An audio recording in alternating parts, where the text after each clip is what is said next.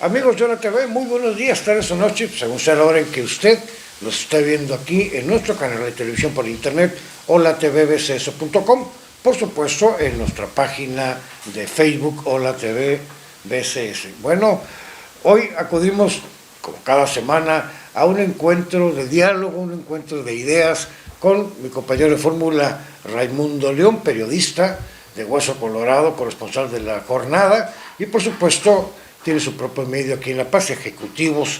Y bueno, pues hay muchos temas, pero el que nos ocupa principalmente el día de hoy es la llegada aquí a la ciudad de La Paz de el secretario de Gobernación, Adán Augusto López, que bueno, todavía no es candidato oficial, pero bueno, las premoniciones para allá apuntan. Ya habrá un magno evento más tarde, a eso de las 11 de la mañana, en un parque conocido como el Parque de los Mangos, aquí en esta ciudad capital de Baja California Sur.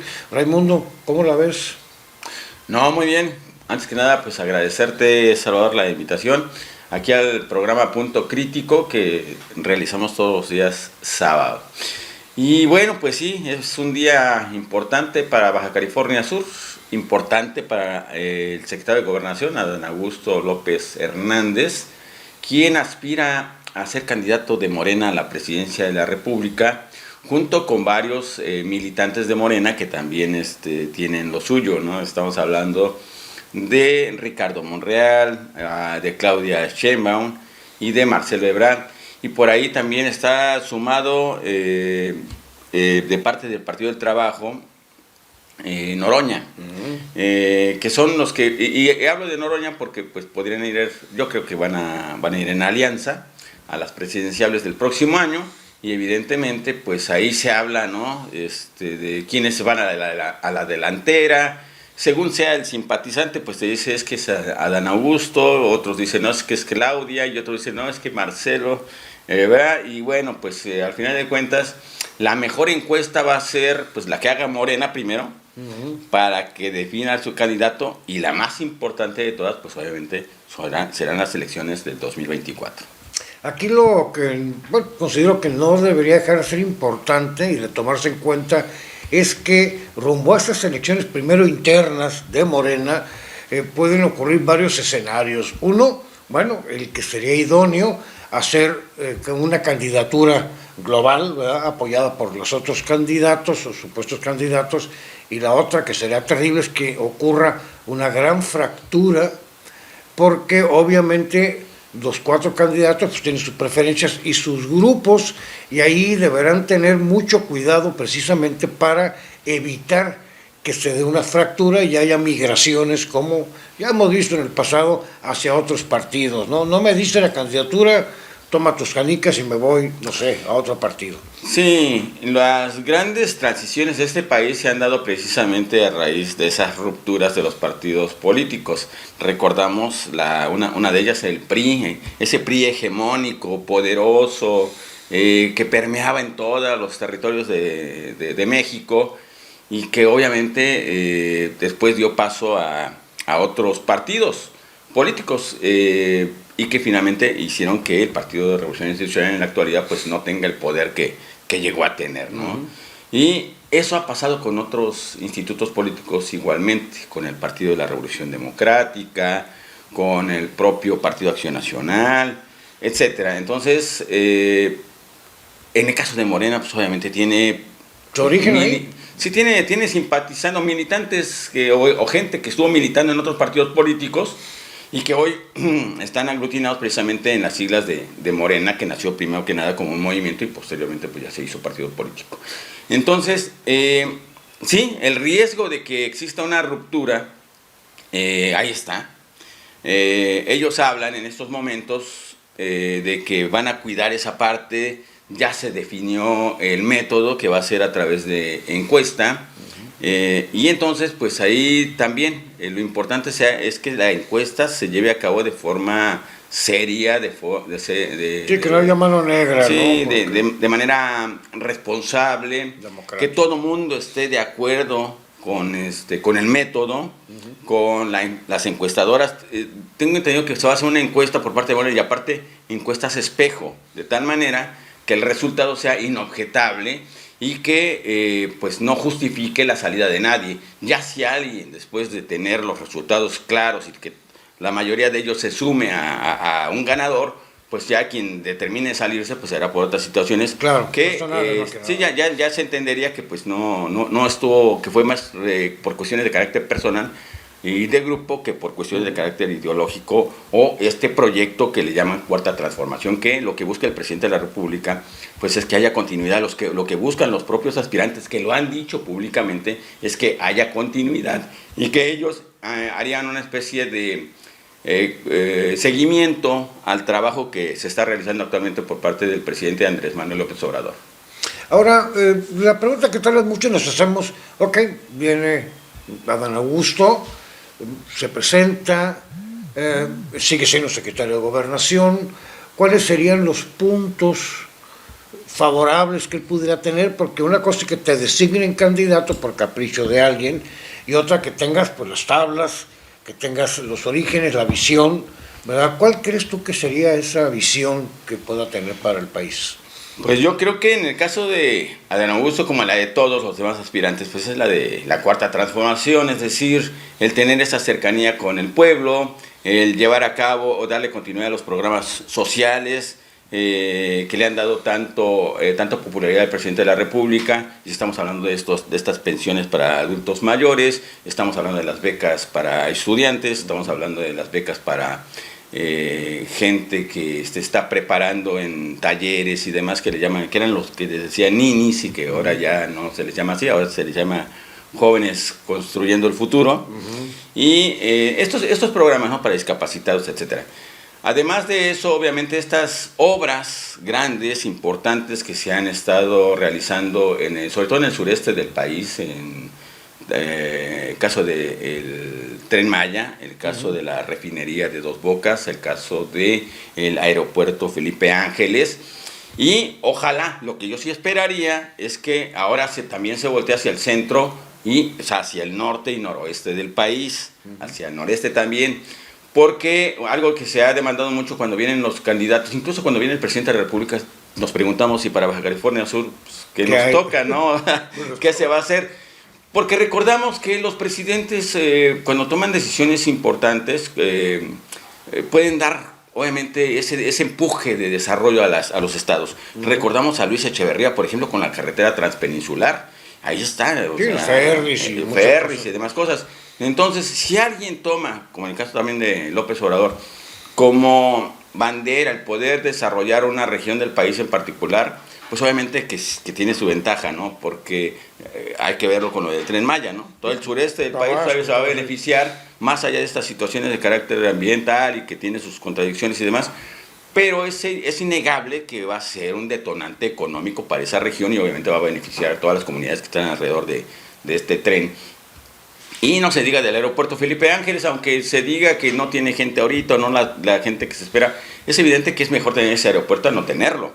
Entonces, y obviamente con el tiempo se darán cuenta que va a tener éxito porque es una región que necesitaba ese tipo de infraestructura. El Estado de México, el Estado de Hidalgo, que ha crecido, que hay zonas conurbadas enormes de millones de personas que evidentemente pues se van a beneficiar con ese aeropuerto una vez que realmente estos vuelos que se esperan comiencen a concretarse, ¿no? Entonces, sí esperaríamos nada más para todos los aspirantes que nos vean, o los simpatizantes que nos vean de los aspirantes presidenciales, pues que sí, que se voltee más hacia esta región de México, ¿no?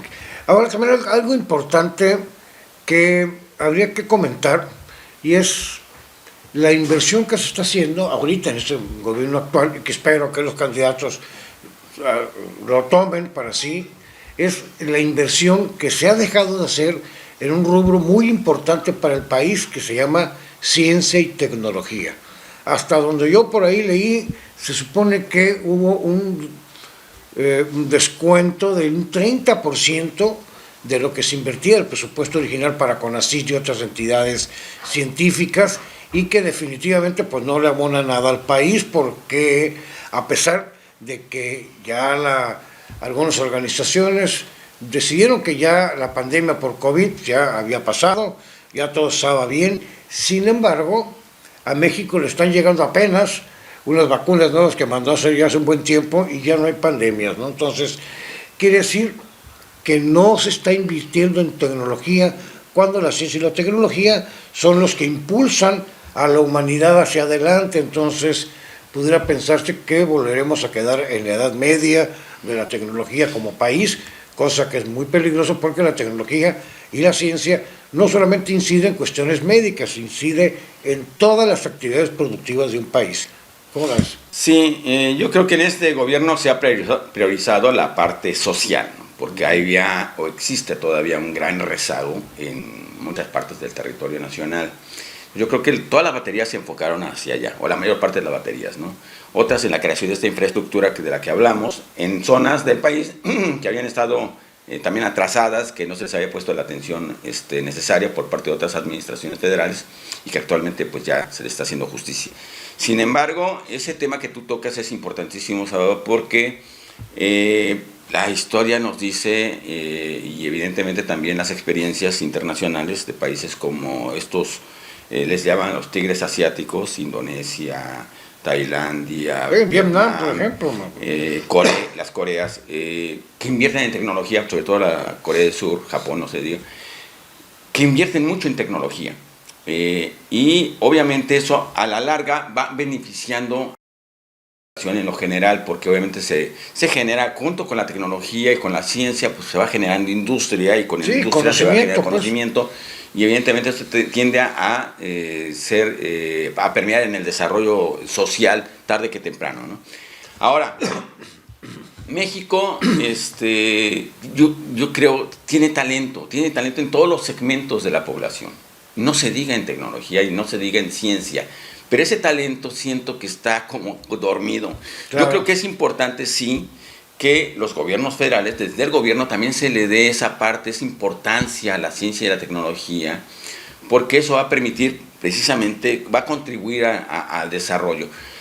El tema de la pandemia, por ejemplo, es uno de los mejores ejemplos a nivel internacional de la importancia que es tener esta base científica para poder desarrollar, por ejemplo, estos medicamentos que, al final de cuentas, las vacunas salvaron a muchas personas de una muerte que de otra manera, si no hubieran existido las vacunas, hubiera sido inevitable.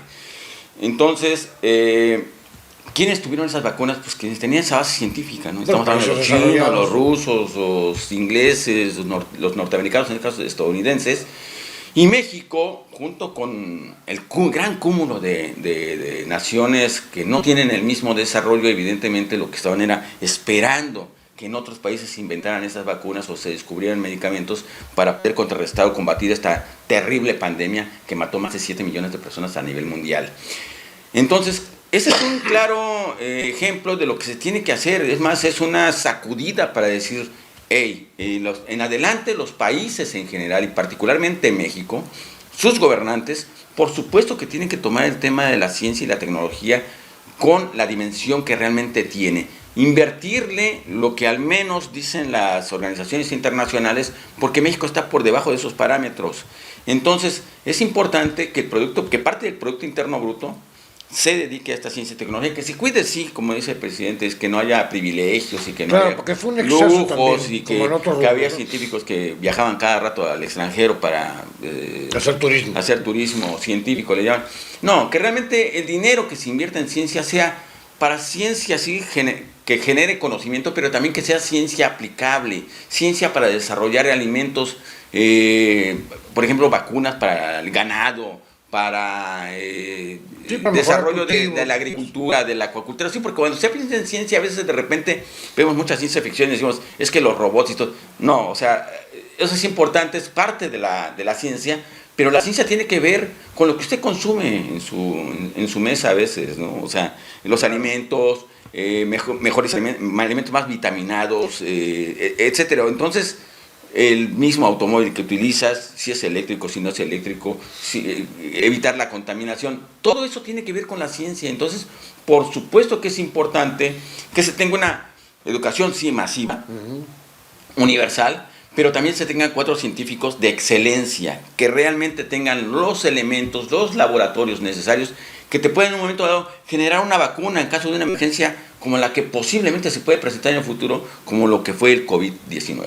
Pero también es importante mencionar que a veces los centros de investigaciones científicas no publican o no hay apertura para que esos descubrimientos, esas investigaciones se lleguen a la población. Se queda como un estudio muy bonito, pero hay tantas trabas burocráticas a veces que les impiden comercializar o difundir o lo que sea sus investigaciones, y ahí también tendría el gobierno de la República que tener mucho cuidado en ayudar precisamente a que se difundan esos descubrimientos científicos que tanta falta le hacen al país. Pues algo más que quiero comentar. Solamente abonar un poquito más a este tema, en el sentido de que hace unos años tuve la oportunidad de platicar con el jefe de, alguien del gabinete de la ciencia de la Organización de Estados Americanos, y que estaba dedicado precisamente a este tema, y yo le preguntaba sobre el tema de México, ¿por qué teniendo México científicos, por ejemplo en La Paz tenemos el CIPNOR, el CICIMAR,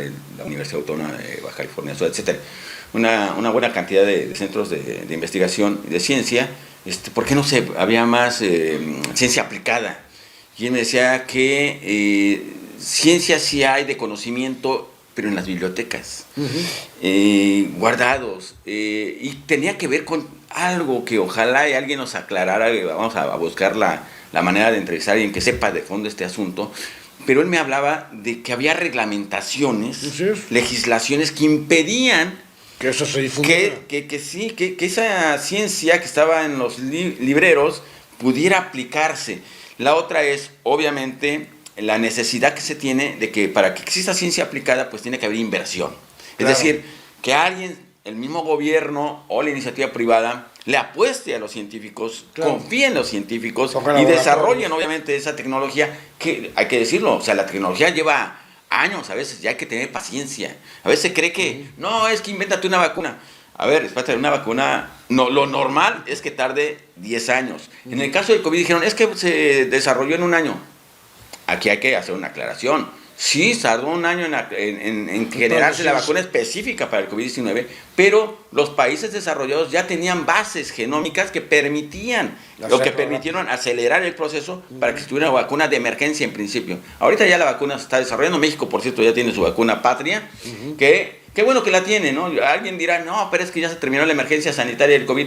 Yo digo, qué bueno que la tiene, porque finalmente ya tiene una base genómica que va a permitir que en adelante en una pandemia similar de SARS, México puede estar preparado y pueda desarrollar una vacuna lo antes posible. Claro. Bueno, pues amigos, siempre hay muchos temas que platicar, mucho que discutir y comentar e investigar, y por supuesto trataremos a su tiempo de irlos manejando aquí en su espacio Punto Crítico. Nos vemos en la próxima. Hasta pronto.